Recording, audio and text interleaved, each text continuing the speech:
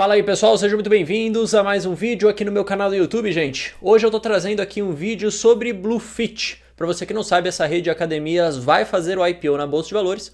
Muita gente tem me perguntado se eu acho que vale ou não a pena entrar nesse IPO e depois do IPO também continuar investindo nessa empresa. Então hoje eu vou trazer aqui um vídeo para vocês mostrando um pouco sobre o que é a empresa, contando um pouco de onde a gente tem aqui potencial de crescimento da empresa e mostrando também os riscos. No final eu digo para vocês a minha opinião do que eu vou fazer e eu espero te ajudar aqui com as informações para você tomar a sua própria decisão. Bom, é muito interessante que você sempre entenda a empresa que você está investindo, que você saiba de fato escolher uma ação.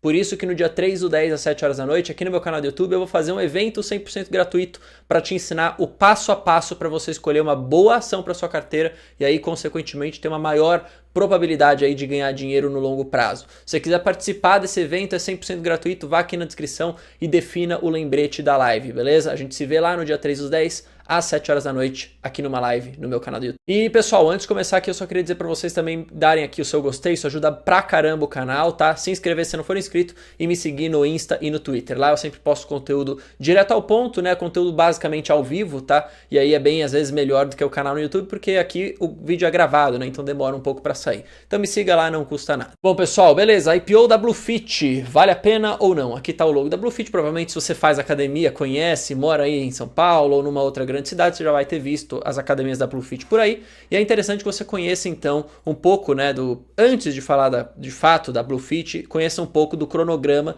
do IPO. Então você pode começar, né, o início das reservas ali no dia 3 de setembro, já passou o dia 3 de setembro, a gente está quase aqui no final do período de reserva, tá? Aqui no dia 23. A fixação dos preços acontece no dia 24 e a negociação na Bolsa de Valores, na B3, acontece no dia 28. Depois do dia 28, tá? Você já vai conseguir comprar no mercado secundário aí as ações de Bluefit, né? Se você quiser comprar, vender e fazer o que você quiser.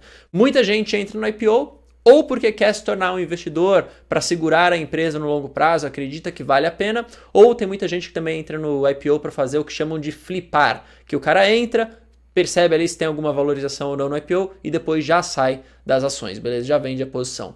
Enfim, eu não quero que você faça nenhuma das duas coisas, eu quero que você entenda aqui as informações que eu vou dar nesse vídeo para decidir se vale ou não a pena você entrar no IPO e ou continuar com as ações depois ou investir depois nas ações de Bluefit.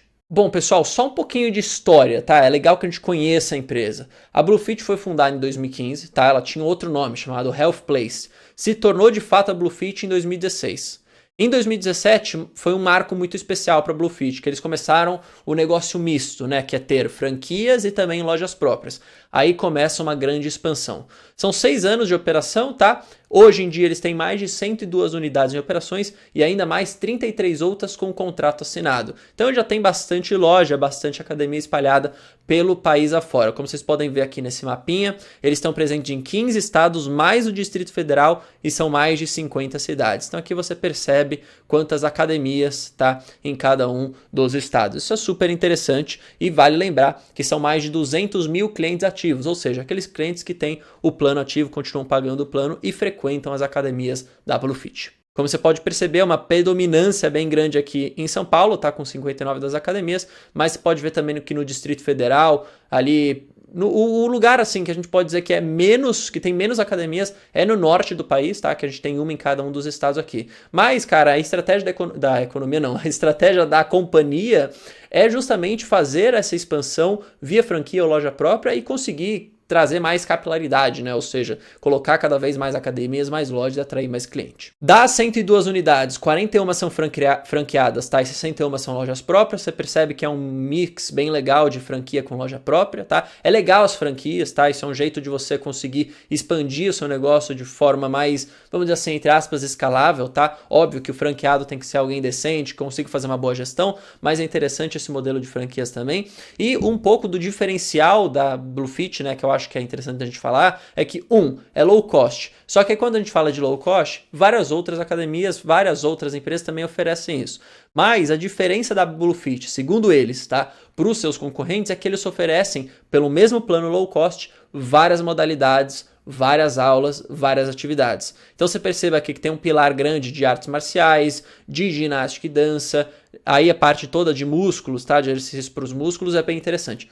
O que eu gostaria de dar? Experiência própria. Eu já fiz Bluefit uma época, tá? Eu acabei saindo agora que eu voltei para academia. E já usei, né? Já usufruí ali dos espaços da Bluefit para fazer a parte de artes marciais. É super legal, tá? Experiência própria. Eu não quero te falar que é bom, eu estou falando a minha experiência, tá? Eu achei legal, achei decente, as aulas são boas, o espaço é bem interessante, pelo menos na que eu fui. Quais que são algumas tendências e vantagens competitivas da Bluefit? Primeiro, uma tendência super interessante do mercado fitness como um todo, tá? Então você percebe, ainda é pouco penetrado no Brasil. Tá? Então perceba, aqui é um gráfico que vai medir pra gente a penetração do mercado fitness e o tamanho do mercado por país. Perceba como é pouco penetrado no Brasil. Quando a gente compara com outros países, até com países vizinhos nossos, como por exemplo a própria Argentina, ou quando a gente também compara ali com os Estados Unidos, que é o mais penetrado, perceba que tem uma avenida de crescimento muito grande. Ou seja, o que a gente espera? Que a população brasileira vá se penetrando desse mercado, vá entrando nesse mercado fitness e que a gente ganhe, querendo ou não, né, as próprias companhias, mais clientes, tá? Mais faturamento e assim por diante. A gente ainda está longe, de fato, de chegar ao mercado do tamanho dos Estados Unidos e com a penetração igual lá. A gente sabe que isso também é muito cultural, musculação, essa parte de academia sempre foi algo cultural nos Estados Unidos, mas o que a gente pode ver é uma tendência positiva para o resto dos anos, tá? Para os próximos anos. Outro ponto, né, que é interessante falar aqui, mais uma vantagem competitiva da Bluefit, é o ganho de escala. Então, como a empresa é muito grande, ela tem muitas academias, muitas franquias, ela acaba conseguindo comprar os equipamentos de última qualidade bem mais barato que se uma academia de bairro, por exemplo, fosse comprar. Isso faz com que a empresa economize em gastos, tá? A marca é super forte, é basicamente uma top of mind quando se fala em academia low cost. Bluefit, todo mundo conhece. A avaliação, isso é interessante de ver, ela é considerado bom lá no Reclame Aqui, tá? Então, se você for comparar as academias, é sempre interessante que você tenha uma boa avaliação. Isso mostra que os atuais clientes estão gostando dos equipamentos, estão gostando das aulas, estão gostando do local e assim por diante. Então, é sempre um filtro interessante de fazer quando você está investindo numa empresa, especialmente essas empresas de serviço, tá? Olhe a nota no Reclame Aqui e veja o que os clientes acham daquela determinada empresa. A variedade de serviços dentro do mesmo plano, considerado low cost, isso é uma vantagem competitiva também. E como eu falei para vocês, o equipamento de última geração. Alguns riscos, tá, que é legal a gente mencionar. É um mercado com bastante concorrente, bastante competitivo, tá? A gente tem a Smart Fit, que também fez IPO aqui na Bolsa de Valores, faz basicamente a mesma coisa, tem bastante academia, pegou muito dinheiro agora no seu IPO, então a gente tem que ficar sempre atento a isso. Como que vai acompanhar, não, mas como que vai evoluir também os seus concorrentes e a própria Bluefit, né? Se ela vai conseguir ganhar ou perder essa batalha.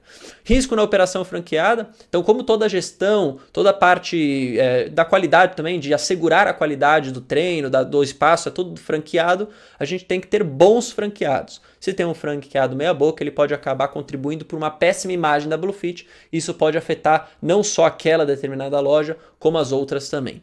E o prolongamento da pandemia e as medidas de restrição, tá? Isso é interessante falar. A gente não sabe exatamente o que está acontecendo. O avanço da vacinação é super positivo, mas às vezes ainda pode ter, querendo ou não, algum prolongamento a mais de alguma medida de lockdown, de restrição de circulação, assim por diante.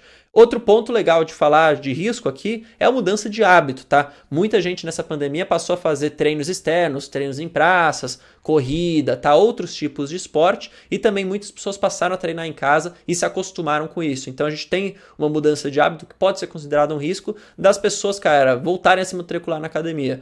Eu, por exemplo, agora treino em casa, tenho academia aqui, não vou voltar para academia, não vou me matricular de novo na Bluefit. Não estou falando que eu sou o mundo inteiro, as pessoas todas, mas estou falando de uma experiência, de novo, pessoal aqui. Para você ver um pouquinho do histórico dos resultados, então em 2018 eu tinha uma receita líquida de 75 milhões, em 2019 foi super positivo para 117 milhões, e aí em 2020, pela pandemia, a receita caiu bastante para 64 milhões. Já o lucro, quando a gente olha, em 2019 ela já tinha prejuízo líquido de 670 mil, só que em 2020 foi para o buraco, 30 milhões de prejuízo. Isso já era esperado, tá? Agora a gente tem que ver como que a companhia vai se portar ao longo dos próximos anos, como que ela vai usar desses recursos do IPO para conseguir expandir sua operação, para conseguir criar mais lojas, para trazer mais clientes, assim por diante, beleza? Se você quiser ver um pouco mais dos resultados da empresa, você pode acessar o próprio prospecto, tá, preliminar do IPO, que lá tem um pouco mais de dados. E aí o que eu vou fazer? Digo para vocês a minha opinião agora. Por uma questão de preferência e risco, tá?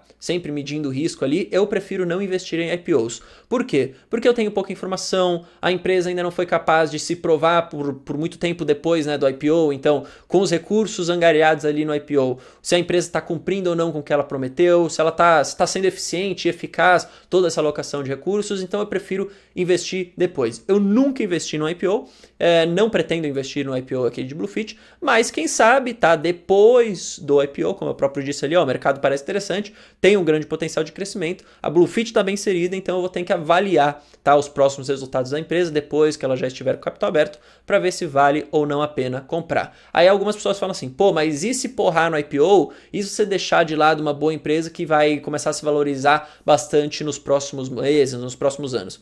Aí paciência. Isso é tudo uma questão de risco e retorno. Eu prefiro não arriscar entrando no IPO, posso largar, abrir mão de um retorno maior, mas prefiro ficar sempre confortável aqui com a minha estratégia de investimento. E aí, como eu falei para vocês, há risco? Sim, mas é tudo uma questão de ponderar o risco que você está correndo com determinado investimento e o retorno esperado que você vai ter, né, possivelmente, com aquele determinado nível de risco que você está correndo.